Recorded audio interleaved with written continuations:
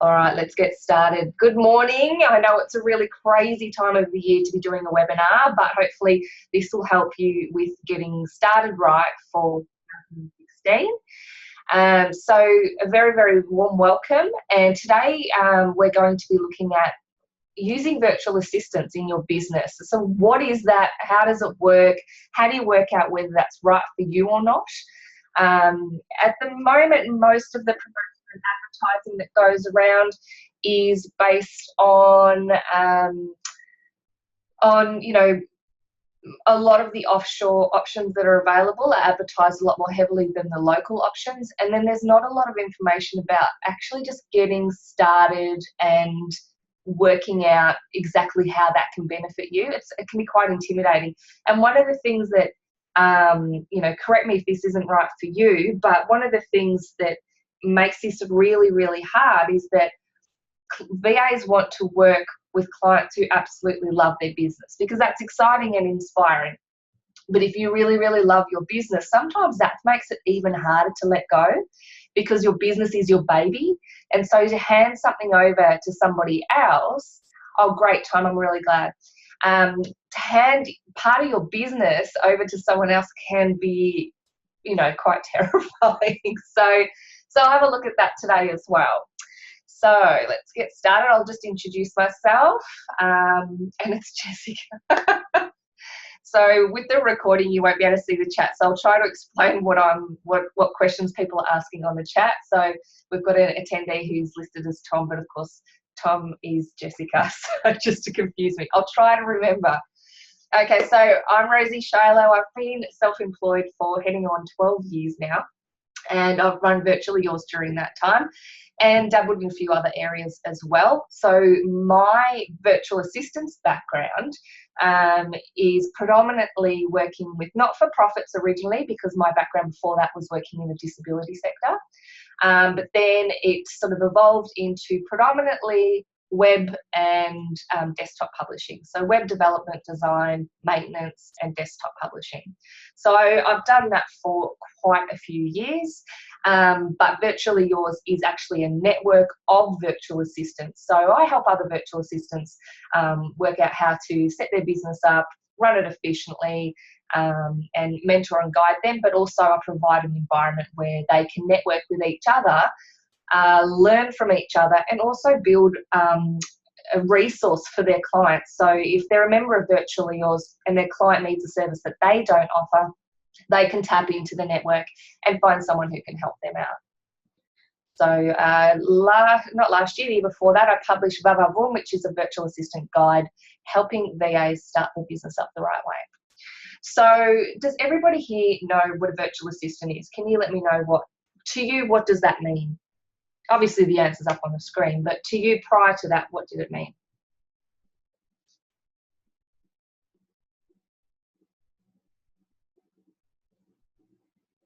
Yep, an assistant that works off-site.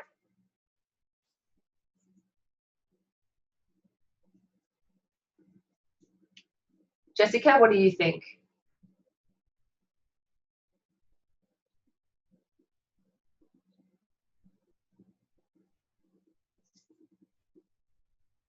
Someone who runs their own business and works off-site to me. Yeah, beautiful, beautiful. So with virtual assistant, one of the issues there, of course, is the title. Virtual is right, they're off-site from you, so it doesn't actually matter if they're running their work in the house next to you, or in the suburb next to you, the state next to you, or in another country. When I'm talking about virtual assistants in a general sense, I'm usually talking about Australian self-employed virtual assistants. So when they're self-employed, there's benefits to that. But the problem with assistant in the title virtual assistant is it sort of limits perception of what sort of stuff they can help you with. Because a virtual assistant is basically an industry like trades or, you know, finance. It's so broad. There are a huge amount of services within that, and the term assistant doesn't seem to really work for some of those. So some of the services that they can provide, as written on the screen: social media management, copywriting, email management, bookkeeping, web design and maintenance, webinars, event management, diary management, reception, which can be done now because of your Skype and your VoIP and all those sort of options, mobile phones, graphic design, desktop publishing. There's actually heaps. There's policies and procedures, tenders, template development, you know, crazy amounts. Pretty much anything. Finance, yeah, all sorts of stuff. So when you think about whether you want to have a virtual assistant or not, what I've found, and the reason why I wanted to run this, was that people aren't quite sure how that would work for them, whether they have a need that this could, you know, help. But also they get told by a lot of people in the online world that to succeed you have to have a virtual assistant. And I don't believe this is true. I think it helps. I think it's awesome. I mean, I love my VA. But if you don't find the right VA for you, it can be a right royal pain in the neck. Okay, so just give me a heads up. Are you looking for a VA at the moment? Why didn't you message me?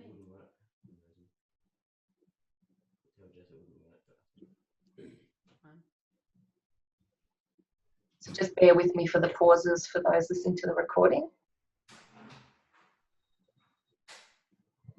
Yep, looking for, so we've got, yes, I've made some inquiries and started researching and quotes.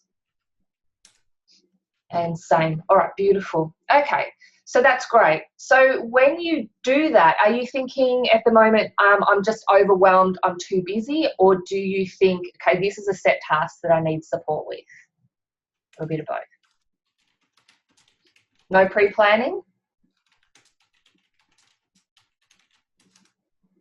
No idea where to start. Cool. Okay, hopefully we can help with that today. Ask as many questions as you want. I can see the chat bar there. And I'll be able to, you know, stop and start to check out any questions that you have. That is not an issue at all. So the first thing you want to do is to consider what your goals are. And if you're not sure what your goals are, you can always have, you know, hire a VA to help you with that. Or, you know, get a mentor or a coach to help you with that. I actually do offer that. I help people work out, you know, what they're looking for with their goals, and whether they're long-term, short-term, and help them determine how a VA could support them with that. So I'm just having a look at the chat. I have no planning as to what area to start with the business and what someone can help me with, but I know I need one. Jessica, what's your business? Just to let me know. So when you do figure out what your main goals are, and then you nut them down to your short-term goals, you then need to identify what the gaps are for you. They might be knowledge-based, they might be, you know, skill-based, they might be time-based, they might be money-based. Working beauty and starting online education with business support. And what's your technological sort of skill level at with that? So if you're thinking about doing online education, none. All right, beautiful. Cool. So you're looking at those goals and you're identifying the gaps. And oh, beautiful. So you've got someone there who can help with that. Miranda, how are you, darling? So if you've got someone there that can help you with those sort of things, have a think about what the other gaps are for you, or perhaps hubby isn't available to help with that all the time. So feel free to chuck those things up in the chat so I know where you're at. Be a mini multi-mentoring session. So looking at your main goals, identifying the gaps, and identifying there what is impacting your ability to reach your goal, okay? So consider one of those for you at the moment. So Miranda, we're just having a look at, you know, what you need to do when you first consider having a VA. A lot of people go, oh my gosh, I'm just really, really overwhelmed, I need help.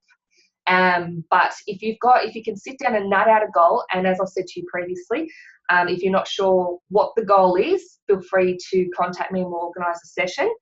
And once you know what that goal is, you can break it down into mini goals, identify what the gaps are, and then we can see what those gaps look like for you. Okay, beautiful. He built my website, so he's building my blog, but I want a video editor. Beautiful. I do know some video editors. That's cool. Okay, so when you think about the goal that you have, list down what sort of skills you bring to that goal. You should do this each and every time. So, and don't worry about whether they are skills that you like or not at this stage. So, for example, with the video editing, it might be that, you know, you've got the video, I don't know, that you have the vision for it, you know how to market it at the end of the day, or maybe you don't. consider which of those are what I call LSTs, which are life sapping tasks. So there might be tasks there that you're actually really good at or you're moderately good at, but they drive you completely batty. And when, as I was saying earlier to Simone, if you don't love what you do, you're just going to go completely crazy. It's really hard running your own business. So if it's a task that, yes, you're good at, but it's a life-sapping task, or you're terrible at it and it's a life-sapping task, highlight that, because that's something that you want to be outsourcing. So consider which tasks bring you energy and joy. Sometimes there'll be tasks that bring you energy and joy that you know are not necessarily your most, the most effective use of your time, so bringing in the most money for you. So for example, if you're a coach, but you absolutely love, I don't know, let's see, creating the marketing content. Obviously, sitting there nutting all that out isn't going to be what's bringing you the most money. You need to be coaching. That's what you need to be doing to bring that income in. But as we said before, if you love what you do, then you will love your business and everything else will be easier. So some tasks, they might not be, look, Richard Branson might disagree, I don't know, but they might not be bringing you in the money for you. But to me, if they're bringing you energy and joy and you can afford to not let them go and get someone else to do them, then hold on to them. Does that make sense?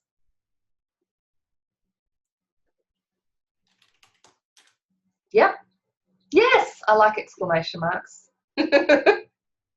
Beautiful. Nice. So if you have a think now, and usually when I run a session like this, I take it over quite a long period of time so you can absorb it and think about it. So I can come back to some of these questions a little bit later. Please excuse my dogs, they've just identified somebody nearby. So have a think about what they could be, and if you want, let me know which tasks they are and I'll help you work out ballpark figures, and whether or not there's somebody on the Viva network even that would be good at that, or how you can figure out, where to go from here. Okay, so as I mentioned before, you need to know what is the most valuable use of your time. And I know that Miranda would probably be all over this. And look, the rest of you might be too, but knowing what you're worth so you can calculate your return on investment is a really good start. So Jessica was saying before, I know I need help. I think it was Simone actually. I know I need help, but I'm not quite sure with what and how I will use a VA. Sometimes people will get disenchanted if they feel they're not getting a return on their investment. So it is important to think about that when you're starting up that relationship with a VA. So you might find that just that ease of time is enough. So someone helping you out with that work and giving you a break, that might be enough to make you go, yep, this is awesome. This is really working for me. I feel a lot more invigorated. I can spend time on the things I want to, blah, blah, blah. But if you're feeling like, okay, I'm spending, I don't know, $80 a week on this VA to do blah, blah, and blah, and I don't know if it's even worth it anymore, that's when you need to be thinking, obviously, of your return on investment. And part of that is knowing what you are worth when you're working on those tasks. Does that make sense? Yep. Beautiful. Beautiful. Okay. So consider what you are worth when you are working on your most effective or most valuable tasks. So if you're a coach, how much are you making when you're doing, it might be group mentoring, group coaching, because you might be making more doing that than the one-on-one. Maybe it's the one-on-one. If it's the beauty stuff, what is the task that you do that brings in the most money for you? So Jessica's just written then, I did hire a social media person as I hate doing it for my other business, but I feel she hasn't listened to me and what we want posted. Okay, yeah. I'm going to write that down so I don't forget it. So let me come back to that. So can you all think about a roundabout figure of what you would be worth doing your most valuable task, most people would be around the $100 an hour mark when they're self-employed and they're a specialist at what they do. But that doesn't mean you have to be. So if you think about that, for example, so we'll just use that as a figure. You also need to consider when you hire that VA, there you go, you're supposed to charge at least $150 an hour. There you go. And look, some of you will be selling by, you know, through packaging and things like that, so the hourly rate might be a bit difficult to calculate. But you can always, you know, you can always work out what you're actually worth, which can be quite terrifying. Yeah, if you work out what you're actually worth per year, considering how many hours you work per year, what your profit was, divide it by, and you might discover that you're worth, I don't know, $2 an hour, something hideous like that. You can still use that as a calculator down the track to see if this is working for you, and you're either working less hours, so your hourly rate would be, you know, your hourly income would be higher, or your hourly income would be higher, so, you know, so on and so forth. So it's good to have an idea, though, of around about what you're worth per hour, ideally, when you're doing it all right. So I'm just going to check the microphones.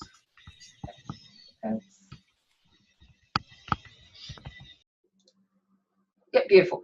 Okay. And that can be, yeah, it might be something you need to do a few calculations on. Hopefully that makes sense. So when you're looking at the return on investment, so for example, Jessica, with your person who's doing the social media, are they saving you time? Do they have skills that you don't have?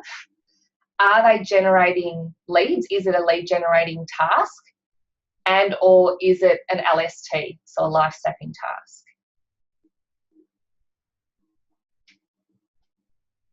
So these are really good things to ask yourself with each and everything that you want to consider outsourcing to a VA, just so you know why you're doing it. Yeah, and I'll have a chat to you about that in just a minute, because the relationship and the communication is the next part of it. That's vital.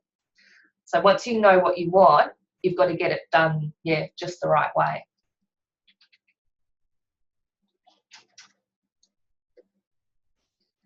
So I can always send you a worksheet I've got that helps you run through this for each of your tasks. So you look at what your time's worth, how long that task would normally take you.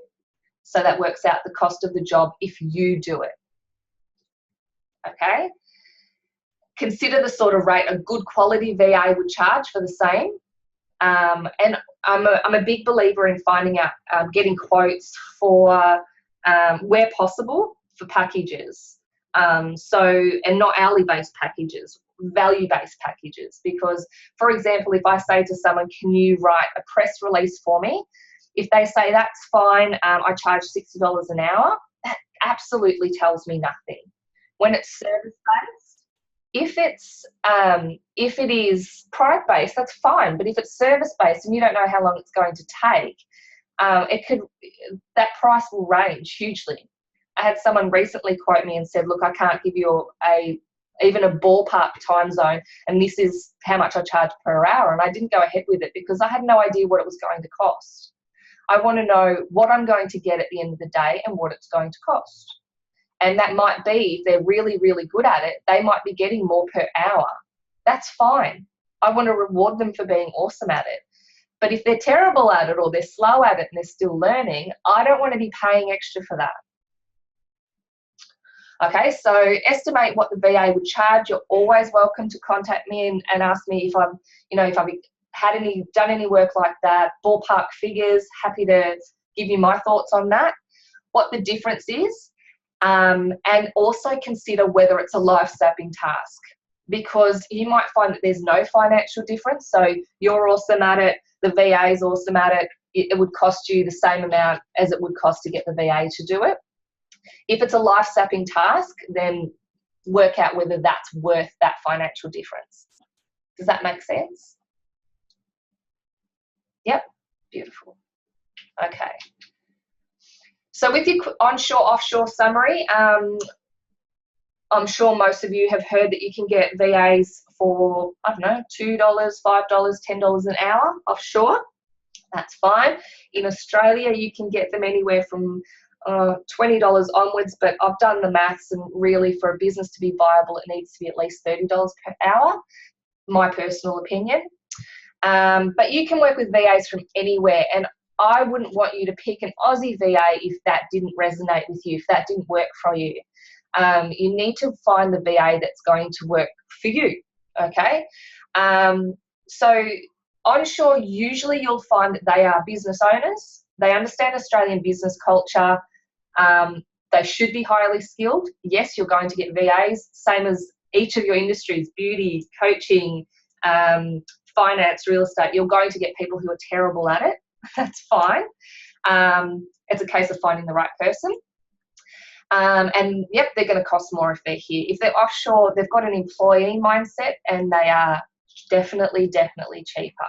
So what I usually provide as advice is that if the job has room for interpretation, room for development and growth, then I wouldn't necessarily, and could be reflecting on your business brand, I wouldn't send it offshore personally. I would definitely keep those here. But if it's a job where it's like, you know, here's a list, I want you to enter these numbers into this column here. So very straightforward. It might actually be quite complicated in terms of the maths of it, but it's definite. I need you to calculate this to go to here, blah, blah, blah, blah. No room for interpretation, and that's how it needs to be done. Then, you know, you might find it more cost effective to go offshore. There are VAs offshore who apparently are awesome at what they do. I've used a few offshore just to test them out. I haven't found the needle in the haystack yet, but I'm going to keep trying and see if I can find one, just so that I can, you know, learn from that and educate people on what the different options are. I have used VAs in Australia, quite a few of them. Some I liked and some I didn't. But the ones I liked definitely ticked all of these lists. So they were a business owner, which means that they understand what it means to run a business.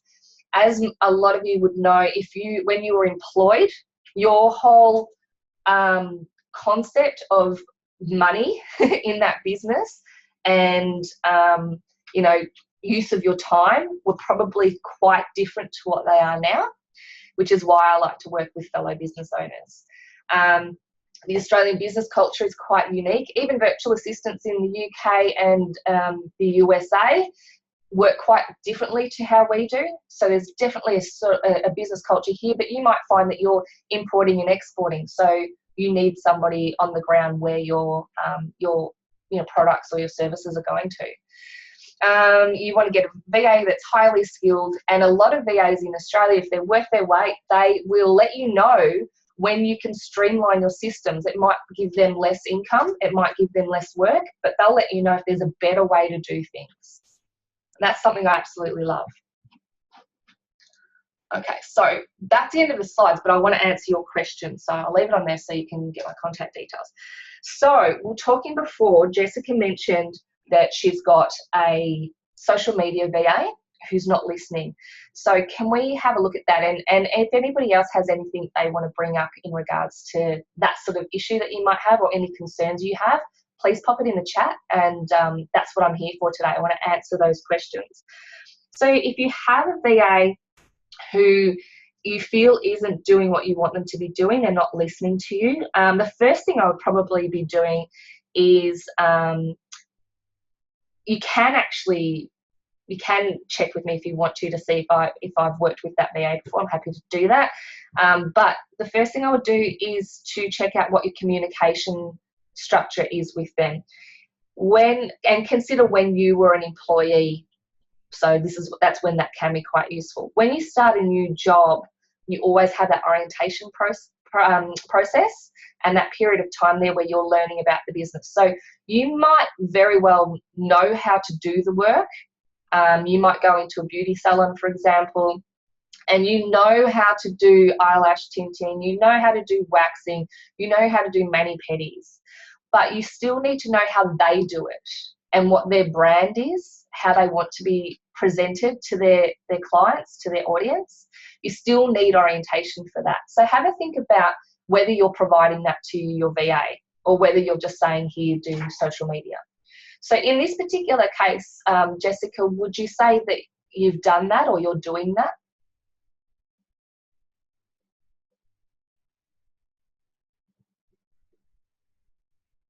You had a little chat, but it was rushed. Okay, so that might be something that you could go over again and make it more of a big chat and slower. So consider it, because that is why you have orientation when you become employed. It's not because you're an employee. It's not because you need to learn the skills. Oh, that's annoying. So she went on holidays. That is annoying. Well, it is Christmas, so there's that. Did you know that she was going to be going away before you hired her? How long ago and I'm assuming that this person's female. Oh, yeah, because you said her. You didn't know that she was going away. How long have you hired? When did you hire her? She went away the same week that you hired her. And she didn't warn you before you hired her. That's not good. That's not good. So communication is probably the biggest skill that a VA needs to have. Biggest. But also you guys as well. So the client needs to be a good communicator. If the VA is trying to communicate with you and it's not working, well, then it's not working. But we're assuming today that you guys are awesome communicators, and that you are going to do that process, that orientation process before you start. So in this particular case, you now know what question to ask when you are looking for your next VA. What is your availability moving forward? Huge question. You know, when are you going to be going on holidays? If you do go on holidays, who is my contact person? What's your backup plan? You want to be knowing this. Have you started paying her? Yeah. And so she's on holidays and has she scheduled the posts for you?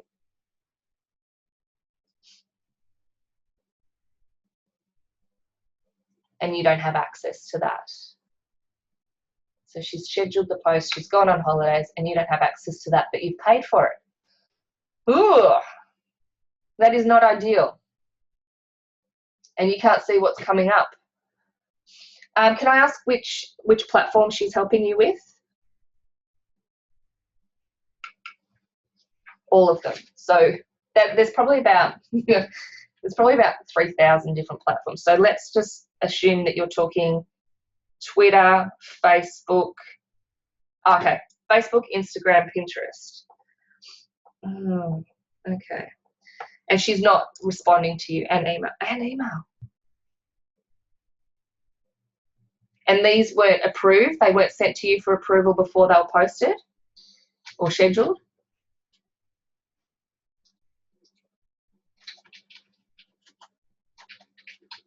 Okay, maybe you can have a chat to me after this, or we can have a Skype or an email chat if you want, if it's a long story. So if they were sent to you and approved, then, you know, obviously they've covered themselves. So once you've approved it, you've approved it. And they've gone away. It's a shame that they didn't tell you that they're going to be going away and that they're not contactable at the moment. So I can only assume that, yeah, if they were sent to you and you've approved them, then, yeah. Okay, so the email was only the dot points. Yeah, so it's just a huge case of communication. So when you're using your VA, the communication, and this is something that you can learn from. There's absolutely nothing here that you can't learn from, so that's really good. That's great. So have a think about what things you didn't know moving forward, because in this particular case, you know, this VA could very well just have done this so many times that they just went, yep, this is how it's done and how I've always done it. And perhaps they need to have a rethink about, you know, checking in with that client to make sure that they're all on the same page before they go away. It's really important. I've spoken to clients before who are using VAs, and they feel like they've got a VA there available to them, someone to help them out with particular tasks, but they're not really a part of the team, the mission, the goal. It's really important to check in with them regularly. You might be thinking, okay, that means that I need to allocate time to them and I'm trying to save time and blah, blah, blah. Well, you know what? That's just sort of how it works. You need to, and to build that relationship, the investment in your time means that they can then feel like they're a part of your mission, and they will. I can guarantee this. If you do this properly, they will be thinking about what they can do to make your business better when they're not with you, when they're not on the clock for you. When they see something that's really cool, they'll go, oh my gosh, you know, oh, that would be so good for Miranda. Oh, that'd be so good for Suzanne. I really, really want to let them know about that, because that could answer that question that they were talking about previously when we were setting the goals. Or, oh, there's an event that really aligns with, you know, what Miranda's looking for. And you can't do that if you just call on them every now and then. All right, Miranda, I know that they are virtual assistants, but do many VAs, no apostrophe there, my dear, allow you to go there, or they come to my home to do computer stuff just occasionally? Yes, yes. Each virtual assistant, the awesome thing about them is they're an independent contractor. They run their business the way they want to run their business. Yeah, and some of them will go on site. I've done on site before, and you know, I do plenty of coffees, you know, at cafes and stuff, but I've definitely worked on site for VAs, for clients before, and I know VAs who do. And they might do that once a month even, to just go through things. It might be once a week if that's, you know, if that works for you and works for them. So in that particular case, obviously location's going to be, you know, a factor for you. You can't get someone from WA, but you know, unless you're, you know, you're over that way, which I know you're not. So yes, we put that out there. If you put a job lead through to Virtually Yours, for example, so if you log onto the website, which is virtuallyyours.com.au, there's an option there to look for a VA, and you can submit a form, and it tells us what you're looking for, and it asks you if you want somebody to help with some on-site stuff, and that can help us narrow it down. It might make it a lot harder to find someone for you, but you know, we'd still give it a red hot go. My pleasure. So yeah, so that's the other thing. The main thing is communication and trust. You know, from that conversation we're just having there, you know, it sounded to me like there is some, you know, there's a little bit of a crack in the trust now because of the information that wasn't provided and the resources, or, you know, the solutions that are not available to Jessica. So the communication and the trust are really, really important. One thing I do mention to people a lot is that if you want to have a VA, and you can give them time to go and do this if they haven't already done it, and my mentees hate it because I say to them, if they have to do this, ask them what they've outsourced. And I don't mean ask them what they've subcontracted, so, you know, given somebody else's work to as a third party type thing. Ask them what they've outsourced for their own business. Because as you know, your own business is your baby, and it can be really hard to put that trust in someone else. And as a VA, they're going to be saying, just hand it over to me, it's fine, I know what I'm doing, I'll look after you. And they will, but they won't get how hard that can feel, especially the first time, if they haven't done it themselves. Or if they haven't had it where, you know, they've sent work off somewhere, like Jessica's experiencing, and you feel really, you know, strung out. You're like, what's happening with my stuff now? I don't even know what's going to be posted next. I feel really unsure now. This client, this VA is meant to be easing my pain. They're giving me a new pain, and that's not cool. So, you know, ask them if they've done that before, how they felt it, you know, how they found it. Was it something that they found was easy or not? And you know, try and find out whether they're being genuine with you about it or not. Because if they found it difficult but they got through it and they learned how to better communicate, then that's awesome, because you'll benefit from that. I know my clients benefited as soon as I started outsourcing, because I realised how it felt to be on the other end and what I wanted from my service provider. I thought, oh, okay, no, maybe this is how they feel. It's really important that your VA doesn't give you new pains, that they're only easing your pains. So if you do have issues with a VA, the first thing I would always come back to is communication. And if they're not communicating with you, then, you know, obviously you need to take it that little bit further. and have a look at, you should always sign an agreement with a VA, and the agreement usually just states, okay, this is what the payment terms are, these are what I understand the services to be that we're going to be delivering, you know, the capacity that we're going to be delivering them in, who the contact people are for you, you know, who owns the materials, you know, usually obviously the VA would own whatever they've created until you've paid for it, type thing. You know, all that sort of stuff, and you can go back to that and figure out what the terms are in terms of if they're not delivering from their end. And make sure that, you know, these agreements cover both of you, that they're mutually beneficial. You can always ask around if it's great to get word of mouth recommendations for a virtual assistant, and I recommend that you do that. And I would want to work with a VA who's been around for a while, because one of the benefits I spoke about before is the fact that they are self-employed. But if they've been self-employed for, you know, 2 minutes, well, then that benefit isn't necessarily one that you can rely on as, okay, they understand what it is to be a business owner. That might not matter. And you might find that just that communication that you have with them, obviously they've got to start somewhere. And a lot of people I mentor are just starting out, and I find them to be amazing. But I have a really good chat with them and figure out what their goals are, what they want to do with their business. And in your case, you'd want to be sharing that with them and see how they respond to see whether they'd be a good fit for you. So I don't recommend, you know, speaking to a VA and just saying, hi, you know, I need to have my phone's answered and just forwarded to me, you know, here's a script, off you go. Really, you know, this is a human being who can really help your business. And you're going to be paying for it. You're going to be paying money for it. So make it work for you. If you're not sure how to make it work for you, contact me, have a bit of a chat, and I can help find the gaps for you to see, you know, to see what they might be needing to hear from you to take it further. If that VA isn't as experienced in working in that, you know, with someone who does what you do, for example, they might be a specialist in a service but not an industry, or vice versa. So hopefully that helps. Have you got any other questions?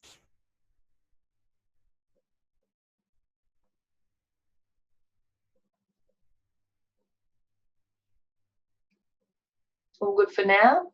I know you had a lot, Miranda, that you wanted to go through. Have I touched on them?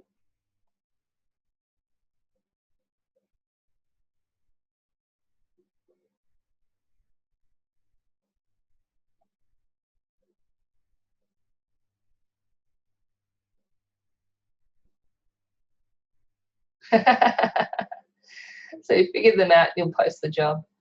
And, you know, if one of the things about, you can post jobs in all sorts of places. It's probably another good one to comment on. You can always go on Facebook and ask for recommendations. You can go, there are a couple of Australian networks that do job leads for VAs, connect with VAs. And there's, what's it called now? Well, you can always put it on Seek, but there's the other one, the contractors one. Oh, I've had a mental block. Oh, I've gone. If I think of it later, I'll email you.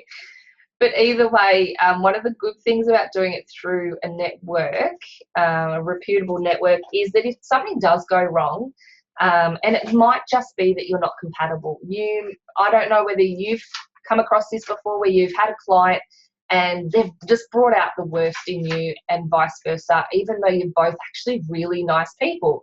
But there's something just incompatible about you once you start working together. That can happen with VAs as well. So if you post a job through us, we'll help you out with that and try and help resolve it, or, you know, we'll find you a new VA. That service is free anyway.